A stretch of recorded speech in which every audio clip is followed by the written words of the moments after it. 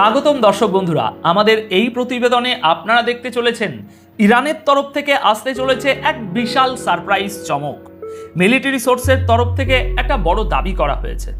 আগামী দিনে এমন এক দৃশ্য দেখা যেতে পারে যা এই যুদ্ধের পুরো ফলাফলটাই বদলে দেবে।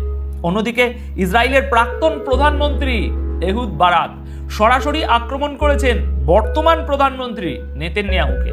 তিনি সাফ বলে দিয়েছেন, মিথ্যে বলা বন্ধ করো, তুমি ইরানের দুটি প্রধান শক্তিকে কখনোই ধ্বংস করতে পারবে না।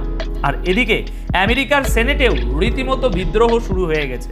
চাক শুমার এবং ক্রিস মার্ফির মতো প্রভাবশালী সেনেটররা ডোনাল্ড ট্রাম্পকে কড়া ভাষায় বলে দিয়েছেন, এনাফ ইজ এনাফ, অর্থাৎ অনেক হয়েছে, এবার থামুন।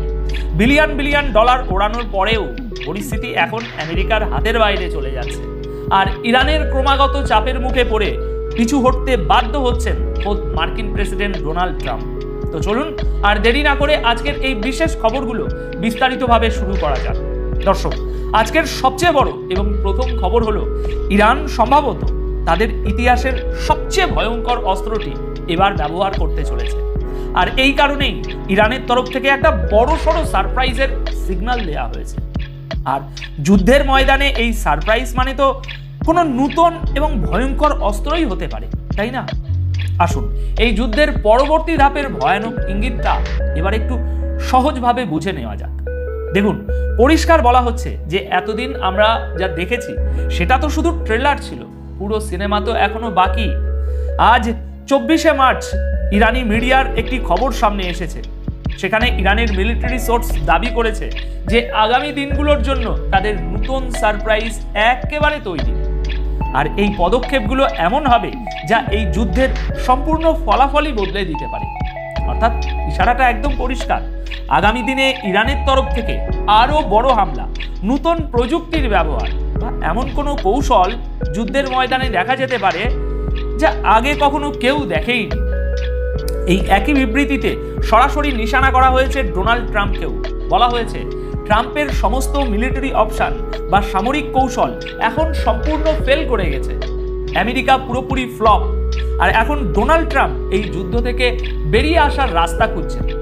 দর্শক, ইরানের এই সাম্প্রতিক বিবৃতিতে এমন কথাও বলা হয়েছে যে এখন যুদ্ধটা ময়দানের চেয়ে বেশি বয়ানবাজি আর সোশ্যাল মিডিয়ায় লড়া হচ্ছে। কারণ বাস্তব ময়দানে পরিস্থিতি একেবারেই আমেরিকার পক্ষে নেই। আমেরিকার অবস্থা রীতিমতো টাইট হয়ে গেছে। ইরানি মিলিটারি সোর্স আরও দাবি করেছে যে আমেরিকার মজুদ থাকা গোলা বারুদ এখন শেষের পথে। শুধু তাই নয়, হরমুজ প্রণালী খোলার জন্য তাদের যে মিলিটারি প্ল্যান ছিল সেটাও চরমভাবে ব্যর্থ হয়েছে। দর্শক, এবার এই কথাটার আসল মানেটা একটু বুঝুন। এক পক্ষ যখন নতুন সারপ্রাইজ দেওয়ার কথা বলছে আর অন্য পক্ষ যখন যুদ্ধ শেষ করার রাস্তা খুঁজছে, তখন এর থেকে পরিষ্কার বোঝা যায় যে দুই পক্ষের ওপরই আলাদা আলাদা রকমের চাপ তৈরি হয়েছে। একদিকে ময়দানে নিজেদের শক্তি দেখানোর মরিয়া চেষ্টা চলছে, তো অন্যদিকে যত তাড়াতাড়ি সম্ভব এই বিপদ থেকে বেরিয়ে আসার চেষ্টা। তাই এখন সবচেয়ে বড় প্রশ্ন হলো, ইরানের সারপ্রাইজ কি যুদ্ধ শেষ করবে নাকি পরিস্থিতিকে আরো ভয়ানক মোড়ে নিয়ে যাবে? সেটা আমরা আগামী দিনেই দেখতে পাবো। এবার আসি আজকের দ্বিতীয় বড় খবরে। ইসরায়েলের ভিতরেই এখন ফাটল ধরতে শুরু করেছে।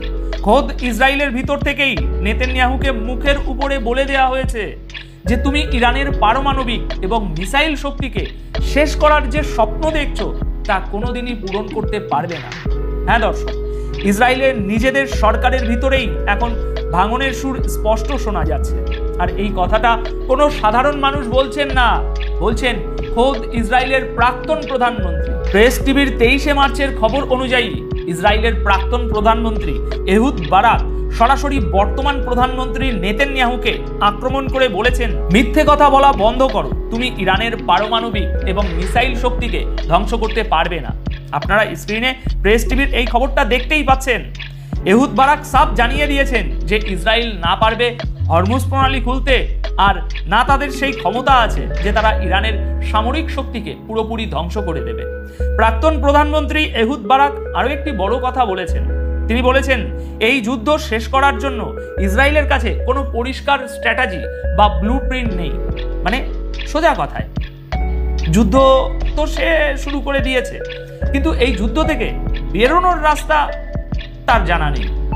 দেখুন, এই চাঞ্চল্যকর বয়ানটি এমন একটা সময়ে এলো যখন এই যুদ্ধের 24 দিন পেরিয়ে গেছে, কিন্তু এখনো পর্যন্ত না তো ইরানে কোনো সরকার বদল করা গেছে, আর না ইরানের নেতৃত্বকে সরানো গেছে। ওদের সেই ক্ষমতা নেই।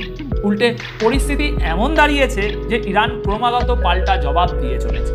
তাদের আক্রমণগুলো এখন শুধু ইসরায়েলে নয়, বরং ওই অঞ্চলে থাকা আমেরিকার সমস্ত সামরিক ঘাঁটিগুলো পর্যন্ত পৌঁছে যাচ্ছে এবং সেখানে রীতিমতো ধ্বংসলীলা চালাচ্ছে। অর্থাৎ এখন পুরো গল্পের মোড় ঘুরে যেতে দেখা যাচ্ছে। একদিকে বাইরের চাপ, অন্যদিকে দেশের ভিতরেই উঠছে প্রশ্ন। শুরু হয়েছে ঝামেলা আর ফাটল। আর তাই আমাদের কাছে সবচেয়ে বড় প্রশ্নটা হলো, যখন নিজেদের নেতারাই বলছেন যে এই যুদ্ধ জেতা সম্ভব নয়, তাহলে এই যুদ্ধ শেষ পর্যন্ত কবে এবং কিভাবে থামবে? কতদিন ধরে এই যুদ্ধ চলবে আর কার স্বার্থে লড়া হচ্ছে এই যুদ্ধ? এবার আসি আজকের তৃতীয় বড় খবরে। ইরানের সাথে এই যুদ্ধ নিয়ে খোদ আমেরিকান নেতাদের মধ্যেও এবার ফাটল ধরতে শুরু করেছে।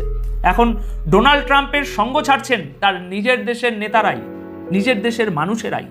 আমেরিকার ভিতরে এই যুদ্ধ নিয়ে রীতিমতো রাজনৈতিক তোলপাড় শুরু হয়ে গেছে।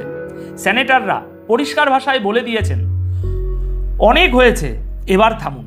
এই রক্তপাত অবিলম্বে বন্ধ করা উচিত।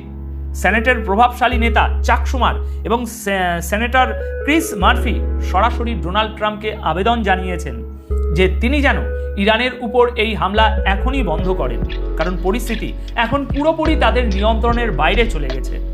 ট্রাম্প পরিস্থিতি আর সামলাতে পারছেন না, এমনটাই তাদের বক্তব্য। সোশ্যাল মিডিয়া প্ল্যাটফর্ম এক্সে একটি পোস্টে চাক শুমার লিখেছেন, কিছু রিপাবলিকান সেনেটরও এখন চাপা গলায় মানতে শুরু করেছেন যে আমেরিকার সরকার আসলে মধ্যপ্রাচ্যে ঠিক কি অর্জন করতে চাইছে সেই বিষয়ে তাদের বিন্দুমাত্র কোনো ধারণা নেই। আর মনে রাখবেন দর্শক, এই রিপাবলিকান পার্টি হলো খোদ ডোনাল্ড ট্রাম্পের নিজের পার্টি। চাক শুমার তার পোস্টের শেষে অত্যন্ত কড়া ভাষায় লিখেছেন, এনাফ ইজ এনাফ, অর্থাৎ অনেক হয়েছে এসব পাগলামি, এবার এই যুদ্ধ বন্ধ করুন। এর আগে চাক শুমার তার আরেকটি পোস্টে এই যুদ্ধের ফলে হওয়া বিশাল আর্থিক ক্ষতির কথাও উল্লেখ করেছিলেন। তিনি জানিয়েছিলেন যে এই লড়াইয়ের পিছনে আমেরিকা ইতিমধ্যেই বিলিয়ন বিলিয়ন ডলার উড়িয়ে ফেলেছে, যার সরাসরি প্রভাব গিয়ে পড়ছে সাধারণ আমেরিকানদের পকেটের উপর।